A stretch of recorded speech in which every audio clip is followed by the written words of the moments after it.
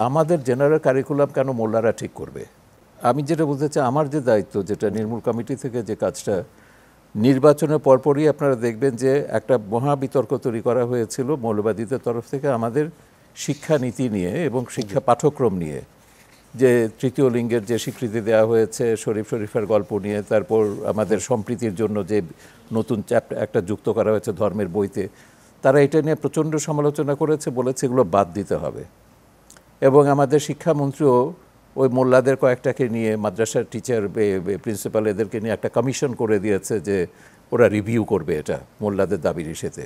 ওদের শিক্ষক সমাজকে জাতীয় শিক্ষক ফোরাম, চরমোনাইর পীরের যে শিক্ষকদের সংগঠন, আমরা কিন্তু এটা তীব্র প্রতিবাদ করেছি, প্রেস কনফারেন্স করেছে, শ্রী শামসুদ্দিন মানিক ছিলেন, মুনতাসির মাহমুদ এবং আমরা সবাই মিলে।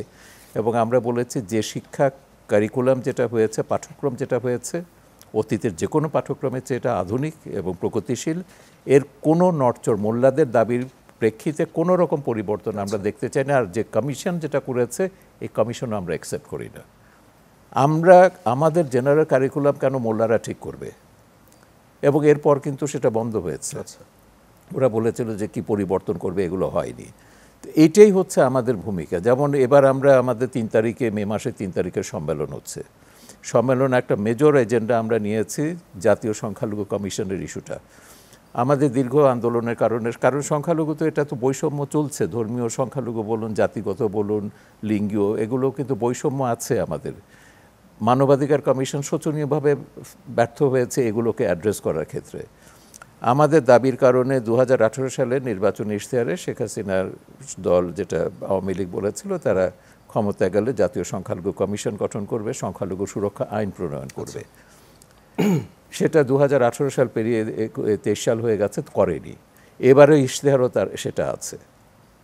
এবার আমরা সম্মেলনে এটা ঘোষণা দিতে যাচ্ছি, সরকারকে আলটিমেটাম, তাদেরকে একটা সময় বেঁধে দেওয়া হবে। এই সময়ের মধ্যে তারা যদি এটা না করে, আমরা নাগরিক সমাজ জাতীয় সংখ্যালঘু কমিশন গঠন করে সরকারকে একটা শিক্ষা দিতে চাই।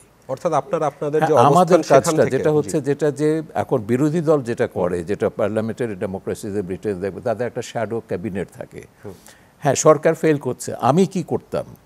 বিএনপি কিন্তু এই কথাটা কখনো বলছে না যে পদ্মা সেতুতে আপনারা উঠবেন না, ভেঙে পড়বে। তো আমি কি করতাম? আমি কি এটা বানাতাম না? আমাকে তো পাল্টা সেটা বলতে হবে। উন্নয়নের যে রোড ম্যাপ শেখ হাসিনা দিয়েছেন, বিএনপিকে তো বলতে হবে যে না, উন্নয়ন এভাবে হবে না, এভাবে হবে। আমার কথা হচ্ছে সেইটাই, যে আমাদের সচেতন নাগরিক সমাজকে সেই দায়িত্বটা পালন করতে হবে, যে দেশটাকে আমরা কোথায় নিতে চাই। দিক নির্দেশনা তো আমাদের 72-এর সংবিধানেই আছে। মুক্তিযুদ্ধ কেন করেছি? বাংলাদেশকে তো পাকিস্তান বানাবার জন্য মুক্তিযুদ্ধ করিনি।